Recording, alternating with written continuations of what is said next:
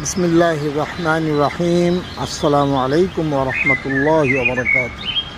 আমরা এই মুহূর্তে আছি ইতালির রাজধানী রোম শহরের তেরমিনি থেকে 714 নম্বর বাসে এসে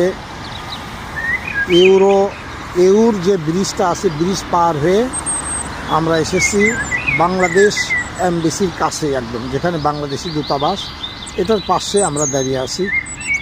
আর আমরা আজকে আপনাদেরকে নতুন জায়গায় নিয়ে এসেছি। আজকে দেখবেন কোনো রোদ নাই, একদম ঠান্ডার দিন তো এমনি, তাছাড়া সূর্য নাই, বৃষ্টি হইতেছে সকাল থেকে বৃষ্টি। এই জন্য তারপরেও আমরা এইদিকে আমরা একটা উদ্দেশ্য করে আসলাম, যেন আপনাদেরকে নতুন কিছু দিতে পারি, উপহার দিতে পারি, কিছু নতুন জায়গায় দেখাতে পারি ইনশাআল্লাহ।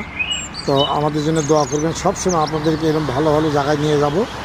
ফি আমানিল্লাহ। আসসালামু আলাইকুম।